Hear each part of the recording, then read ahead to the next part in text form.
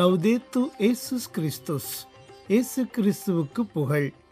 தமிழ் கூறும் நல்லுலகில் வாழும் அனைத்து அன்புள்ளங்களுக்கும் வத்திக்கான் வானொலியின் வணக்கம்.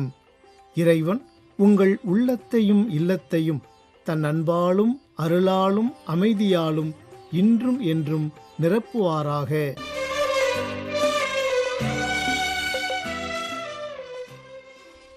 அன்பு நேயர்களே, வத்திக்கான் வானொலி இன்று உங்களுக்கு வழங்கவிருப்பவை: தடம் தந்த தகைமை, வாரம் ஓர் அலசல் மற்றும் செய்திகள்.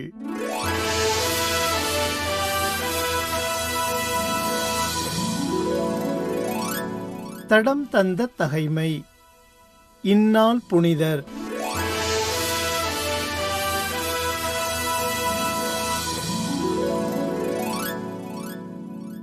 டிசம்பர் 1. புனித எலிஜியஸ். பிரான்ஸ் நாட்டில் லிமோஜஸ் அருகிலுள்ள வில்லா பகுதியில் வாழ்ந்த எகோரியுஸ் டெரிஜியா பெற்றோருக்கு கிபி 590 ஆண்டு பிறந்தார் எலிஜியஸ்.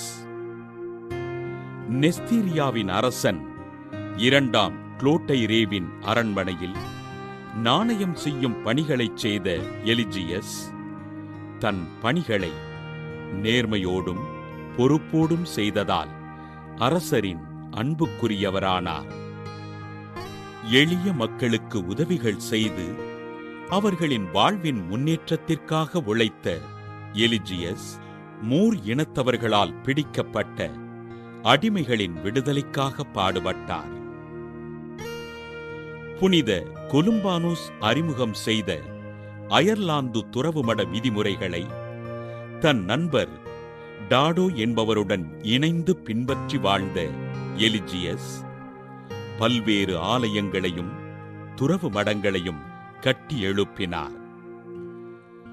தன்னை இறைவனுக்கு அர்ப்பணித்து இறைப்பணிகளைச் செய்ய விரும்பிய எலிஜியஸ் குருத்துவ பயிற்சி பெற்று அருட்தந்தையாக அருட்பொழிவு பெற்றார்.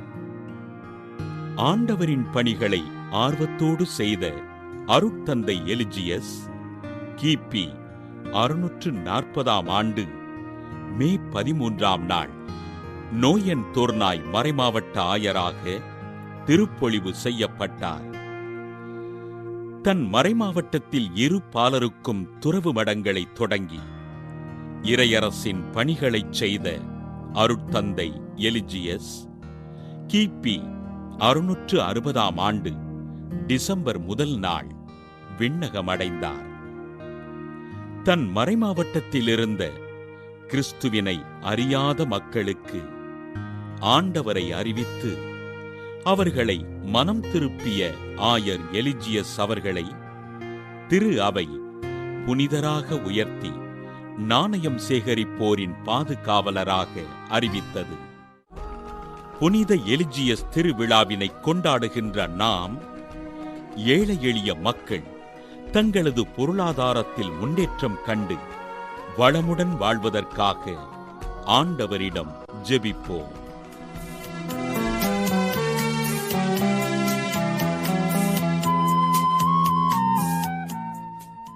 வாரம் ஓர் அலசல்.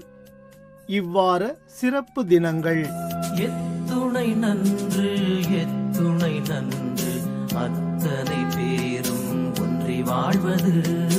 எத்துணை நன்று எத்துணை நன்று அத்தனை பேரும் ஒன்றி வாழ்வது. எத்துணை நன்று. நேயர்கள் அனைவருக்கும் இனிய வணக்கம். இன்று நாம் பேசப்போகும் நாள் மிகவும் விசேஷமானது. அது உலக மாற்றுத்திறனாளிகள் தினம். உலக மாற்றுத்திறனாளிகள் தினம் என்பது உலகம் முழுவதும் உள்ள மாற்றுத்திறனாளிகள் சமூகத்திற்கு சம உரிமை, சம வாய்ப்பு மற்றும் மரியாதை அளிக்க வேண்டியதை கேட்கும் ஒரு சர்வதேச நினைவு நாள். உடல் மாற்றம், அறிவு மாற்றம், பார்வை குறைவு, செவித்திறன் மாற்றம், மனநலம் சார்ந்த மாற்றங்கள் எவை வந்தாலும் ஒவ்வொரு மனிதரும் மரியாதையுடன் வாழும் உரிமை கொண்டவர்கள் என்பதை நினைவூட்டும் நாள் இது. நாம் பார்ப்போம் ஒரு சிறிய கதை. ஒரு சிறுவன் பார்வை குறைவு கொண்டவன் தனது பள்ளியில் கல்வி பெற முடியவில்லை என்று நினைத்தார். ஆனால் ஒரு ஆசிரியர் அவருக்காக பேசும் புத்தகம் மற்றும் சைகை மொழி வழிகாட்டி அமைத்தார். அந்த சிறுவன் இன்று உலக அளவில் வெற்றி பெற்ற ஆராய்ச்சியாளர் ஆகிறார். இதுவே நமக்கு உணர்த்துகிறது, இது அவர்கள் மட்டும் சம்பந்தப்பட்ட நாள் அல்ல, நம் சமூகத்தின் மனிதத்துவத்தை அளக்கும் நாள் இது. இந்த நாள் ஏன் அவசியம்? ஏனெனில் உலகின் பல இடங்களில் மாற்றுத்திறனாளிகள் அணுகல் வசதி இல்லாதது, சம வாய்ப்பு கிடைப்பதில்லை, பொதுச்சாலை மற்றும் வேலை வாய்ப்புகளில் தடைகள், அது மட்டும் இல்லாமல் கல்வி, அரசியல் மற்றும் சமூக நடவடிக்கைகளில் சிரமங்கள் எதிர்கொள்கிறார்கள். உண்மை என்னன்னு தெரியுமா? மாற்றுத்திறன் என்பது ஒருவரின் வரம்பு அல்ல, சமூகமே உருவாக்கும் தடைகள்தான் அவர்களை தடுக்கின்றன. அதிகமாகவும் இது ஒரு விழிப்புணர்வு நாள். நாம் அவர்களை கருணைக்குரியவர்கள் என்ற பார்வையில் பார்க்க வேண்டாம். அவர்களுக்கு உரிய மரியாதை, உரிமை, சுதந்திரம் கொடுக்க வேண்டியவர்கள் நாம் அவர்களுக்கு சமுதாயத்தில் நம்பிக்கை அளிக்கவில்லை என்றால் அவர்களின் திறமையும் உலகத்திற்கு தெரியாமல் மறைந்து போகும். இந்த நாள் உலகத்திலுள்ள 1 மில்லியன் பேருக்கும் மேலான மாற்றுத்திறனாளிகள் சமுதாயத்திற்காக. ஆனால் இது அவர்களுக்காக மட்டுமல்ல, அவர்களை சுற்றி வாழும் நம் அனைவருக்காகவும். ஒவ்வொரு குடும்பத்திலும், ஒவ்வொரு தெருவிலும், ஒவ்வொரு கல்வி நிலையத்திலும், ஒவ்வொரு அலுவலகத்திலும் மாற்றுத்திறனாளிகள் உள்ளனர். அவர்கள் தன்னம்பிக்கை, திறமை, திறன் கொண்டவர்கள். நமக்கு தேவையானது ஆதரவு மற்றும் ஏற்றுக்கொள்ளும் மனசாட்சி மட்டுமே. ஒரு குடும்பக்காரருக்கு உதவியால் ஒரு திறமை வாய்ந்த மாணவியின் வாழ்க்கை முற்றிலும் மாறிவிடும். சிறிய உதவி, ஒரு நம்பிக்கை வரத்தை, ஒரு சாய்வு ராம்பை, இவை அனைத்தும் அவர்களின் வாழ்க்கையை மாற்றும் சக்தி கொண்டவை. ஒவ்வொரு ஆண்டும் டிசம்பர் 3ஆம் தேதி உலகம் முழுவதும் இந்த நாள் அனுசரிக்கப்படுகிறது. 1992ஆம் ஆண்டு ஐக்கிய நாடுகள் அமைப்பு அதிகாரப்பூர்வமாக இந்த நாளை அறிவித்தது. அதன் பிறகு ஒவ்வொரு ஆண்டும் மக்கள் மனதில் விழிப்புணர்வு உருவாக்குவதற்கும் சமத்துவத்தை வலியுறுத்துவதற்கும் இந்த நாள் பயன்படுத்தப்படுகிறது. ஆனால் உண்மையைச் சொன்னால் மாற்றுத்திறனாளிகள் தினம் ஒரே ஒரு நாளுக்கானது அல்ல.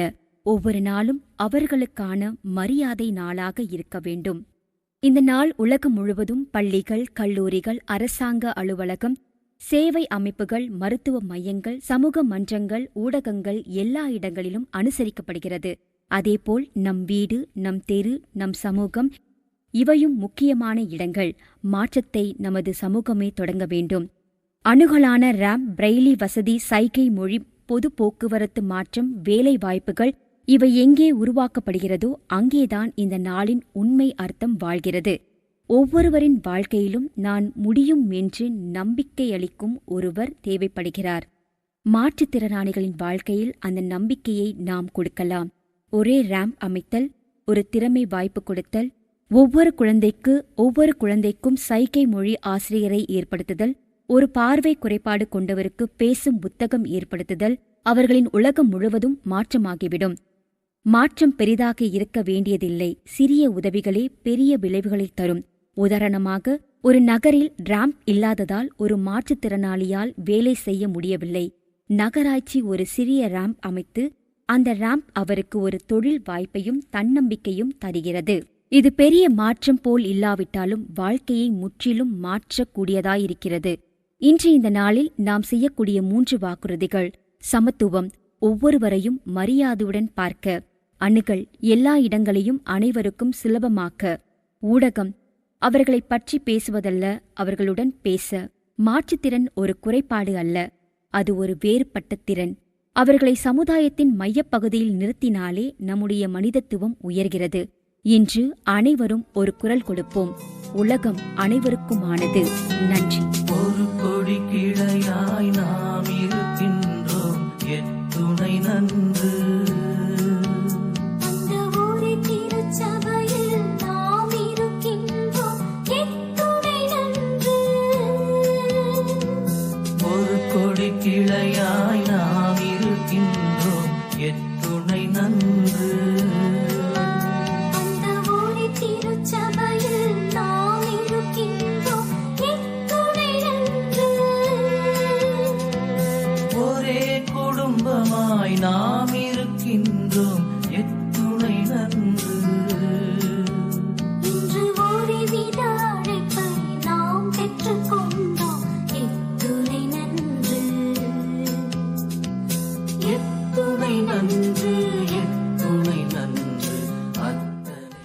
அன்பர்களே, டிசம்பர் 4 வியாழக்கிழமையன்று இந்திய கடற்படை நாளை சிறப்பிக்கின்றோம். இந்தியாவில் ஆட்சியிலிருந்த பிரிட்டிஷ் அரசின் கடற்படையான ராயல் இந்தியன் நேவி 1944 ஆண்டு அக்டோபர் 21 நாளில் முதல் முறையாக கடற்படை நாளை கொண்டாடியது. பொதுமக்களிடையே கடற்படை பற்றிய விழிப்புணர்வை அதிகப்படுத்துவதை இது முக்கிய நோக்கமாக கொண்டிருந்தது. மேலும் பல்வேறு துறைமுக நகரங்களில் கடற்படையினரின் அணிவகுப்புகளை நடத்துவதுடன் உள்நாட்டு மையங்களில் பொதுக்கூட்டங்களை நடத்தி மக்களின் ஆதரவை பெறுவதையும் திட்டமாக கொண்டிருந்தது. அந்த திட்டம் குறிப்பிடத்தக்க அளவில் வெற்றியையும் பெற்றது. மேலும் இந்திய கடற்படை தங்களின் கடல்சார் பாதுகாப்பு முகமை என்ற நம்பிக்கையை பொதுமக்களிடையே ஏற்படுத்தியது. இந்த திட்டத்தின் வெற்றியைக் கண்டு ஒவ்வொரு ஆண்டும் இதே போன்ற செயல்பாடுகளை பெரிய அளவில் நிகழ்ச்சியாக நடத்த முடிவு செய்யப்பட்டது. காலப்போக்கில் வானிலை குளிர்ச்சியாக இருக்கும் பருவத்தில் கடற்படை நாள் கொண்டாடுவதென்று முடிவு செய்யப்பட்டு இந்தியா பாகிஸ்தான் பிரிவினைக்கு முன்பிருந்த பிரிட்டிஷ் கால இந்தியாவில் 1945 ஆண்டு டிசம்பர் 1 நாளில் பம்பாய் மற்றும் கராச்சி என்ற 2 நகரங்களில் கொண்டாடப்பட்டது. அதன் பிறகு 1971 ஆண்டு வரை டிசம்பர் 15 அன்று இந்திய கடற்படை நாள் கொண்டாடப்பட்டது. டிசம்பர் 15 வரும் வாரத்தில் கடற்படை வாரம் கடைபிடிக்கப்பட்டது. 1971 ஆண்டில் இந்தியா பாகிஸ்தான் போரின் போது இந்திய விமானப்படை தளங்கள் மீது பாகிஸ்தான் டிசம்பர் 3 தாக்குதல் நடத்தியது. அவர்களின் தாக்குதல்களுக்கு பதிலடியாக இந்திய கடற்படை டிசம்பர் 4 மற்றும் 5 நாட்களில் இரவு தாக்குதல் நடத்த திட்டமிட்டது. ஏனெனில் பாகிஸ்தானிடம் குண்டுவீச்சுகளை நடத்துவதற்கு விமானம் இல்லை. இந்திய கடற்படை ட்ரைடன்ட் நடவடிக்கையின் போது கராச்சியில் உள்ள பாகிஸ்தான் கடற்படை தலைமையகத்தை குறிவைத்தது. இது 3 ஏவுகணை படகுகளான ஐஎன்எஸ் வீர, ஐஎன்எஸ் நிபாட், ஐஎன்எஸ் நிர்காட் மற்றும் வித்யுத் வகை படகுகளை கராச்சியை நோக்கி செலுத்தியது. பிஎன்எஸ் ஹைபர் உட்பட 3 பாகிஸ்தான் கடற்படை கப்பல்களை மூழ்கடித்தது. இந்த கடல்வழி தாக்குதல்களை படை நடவடிக்கை திரிசூலம் என்றும் அதனைத் தொடர்ந்து நடைபெற்றவை படை நடவடிக்கை மலைப்பாம்பு என்றும் அழைக்கப்படுகிறது. இந்திய கடற்படையின் முழு நடவடிக்கைக்கு காசர்கோடு கமாடோர் பட்டண ஷெட்டி கோபால் ராவ் தலைமை தாங்கினார். அந்த படையின் தாக்குதலின் போது நூற்றுக்கணக்கான பாகிஸ்தான் கடற்படை வீரர்கள் கொல்லப்பட்டனர். இந்திய கடற்படையின் வெற்றியை கொண்டாடும் வகையில் 1972 ஆண்டு டிசம்பர் 4 நாளில் இந்திய கடற்படை நாள் நாடு முழுவதும் கடைபிடிக்கப்பட்டது. அன்றிலிருந்து ஒவ்வொரு ஆண்டும் டிசம்பர் 4 நாளில் இந்திய கடற்படை நாள் கொண்டாடப்பட்டு வருகிறது. இந்நாளில் கடற்படைக்கு அஞ்சலி செலுத்தும் அடையாளமாகவும் போரில் வீரர்கள் எதிர்கொள்ளும் துன்பங்கள் குறித்து விழிப்புணர்வை ஏற்படுத்தும் விதமாகவும் மக்கள் ஒருவருக்கொருவர் இந்திய கடற்படை நாள் வாழ்த்துக்களை தெரிவித்துக் கொள்கின்றனர். இந்த நாளில் கடற்படை விழாவில் இந்திய கடற்படையின் போர்க்கப்பல்கள் மற்றும் விமான கைவினைகளை பொதுமக்கள் காணும் வாய்ப்பை பெறலாம்.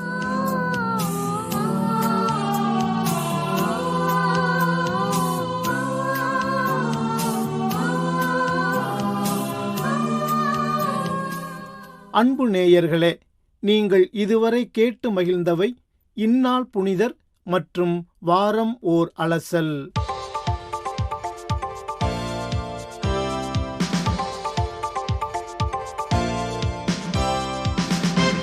செய்திகள். நான் ஓய்வு பெற நினைத்தேன், ஆனால் அதற்கு பதிலாக கடவுளிடம் சரணடைந்தேன் என்று கூறினார் திருத்தந்தை 14 லியோ. டிசம்பர் 2 இச்செவ்வாயன்று துருக்கி மற்றும் லெபனான் நாடுகளுக்கான தனது 6 நாள் திருத்தூது பயணத்தை முடித்துக்கொண்டு இத்தாலிய விமானத்தில் ரோமைக்கு திரும்பிக் கொண்டிருந்த வேளை செய்தியாளர்கள் எழுப்பிய பல்வேறு கேள்விகளுக்கு பதிலளித்த போது இவ்வாறு கூறினார் திருத்தந்தை.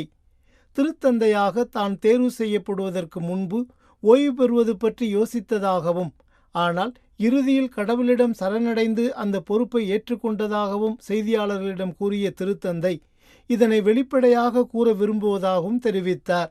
இஸ்ரேலுக்கும் லெபனானுக்கும் இடையில் மீண்டும் தொடங்கிய வன்முறைக்கு பிறகு இஸ்ரேல் மற்றும் அமெரிக்காவின் தலைவர்களுடனான உரையாடல்கள் உட்பட மத்திய கிழக்கு முழுவதும் அமைதி முயற்சிகளில் வத்திக்கான் விவேகத்துடன் ஈடுபட்டுள்ளது என்று கூறினார் திருத்தந்தை. உக்ரைன் போரை பற்றி குறிப்பிட்ட திருத்தந்தை, திருப்பிடம் நேட்டோ அல்லது நடந்து கொண்டிருக்கும் பேச்சுவார்த்தைகளின் ஒரு பகுதியாக இல்லை என்றும், ஆனால் உடனடி போர் நிறுத்தத்திற்கு தொடர்ந்து அழைப்பு விடுப்பதாகவும் கூறினார். திருத்தந்தையின் தேர்வின் போது கர்தினால்கள் அவையில் அவர் பெற்ற அவரது அனுபவம் குறித்து கேட்டபோது அதன் இரகசியத்தை உடைக்க மறுத்துவிட்ட திருத்தந்தை, கடவுளிடம் தன்னை முழுமையாக ஒப்படைத்ததன் வழியாக தேர்தலின் சாத்தியத்தை அணுகியதாக கூறினார். வரவிருக்கும் பயணங்கள் எதுவும் உறுதி செய்யப்படவில்லை என்றாலும் தனது அடுத்த பெரிய பயணம் ஆப்பிரிக்காவிற்கு இருக்கும் என்று நம்புவதாக கூறிய திருத்தந்தை, அதில் அல்ஜீரியா மற்றும் புனித அகஸ்தினாருடன் இணைக்கப்பட்ட தலங்களுக்கான வருகையும் அடங்கும் என்றும், எதிர்காலத்தில் அர்ஜென்டினா, உருகுவே மற்றும் பிற லத்தீன் அமெரிக்க நாடுகளுக்கு செல்ல விருப்பம் கொண்டுள்ளதாகவும் தெரிவித்தார். வெனிசுலாவை பொறுத்தவரை அரசு தலைவர் நிக்கோலஸ் மதுரோ மீதான அமெரிக்காவின் அழுத்தம் குறித்து கவலை தெரிவித்த திருத்தந்தை, எந்த ஒரு சாத்தியமான இராணுவ தலையீடும் சாதாரண மக்களின் துன்பத்தை மோசமாக்கும் என்று எச்சரித்ததுடன், பேச்சுவார்த்தை மட்டுமே அமைதிக்கான சாத்தியமான பாதையாக உள்ளது என்றும் குறிப்பிட்டார். இஸ்லாம் குறித்து சில ஐரோப்பிய கத்தோலிக்கர்களிடையே நிலவும் பதட்டங்களுக்கு பதிலளித்த திருத்தந்தை, பயம் சார்ந்த கதைகளுக்கு எதிராக வலியுறுத்தினார். லெபனோனில் கிறிஸ்தவர்களுக்கும் முஸ்லிம்களுக்கும் இடையிலான சகவாழ்வு ஒரு முக்கியமான பாடத்தை அளிக்கிறது என்றும், மத்திய கிழக்கு முஸ்லிம்களுக்கும் கிறிஸ்தவர்களுக்கும் இடையிலான உரையாடலும் நட்பும் சாத்தியம் என்பதை நிரூபிக்கிறது என்றும் கூறினார் திருத்தந்தை. மத்திய கிழக்கின் துன்புறும் திருச்சபைகள் பரந்த உலகிற்கு என்ன மாதிரியான செய்தியை வழங்குகின்றன என்று எழுப்பப்பட்ட கேள்விக்கு, போர் மற்றும் இடப்பெயர்வுக்கு மத்தியில் மனித தொடர்புக்கு, அதாவது மனித உறவுக்கு அவர்கள் அளித்த சாட்சியத்தை செய்தியாளர்களிடம் எடுத்துரைத்தார் திருத்தந்தை. இறுதியாக, உண்மையான மனித உறவுதான் அமைதியின் அடித்தளம் என்று கூறி செய்தியாளர்களுடனான சந்திப்பை நிறைவு செய்தார் திருத்தந்தை.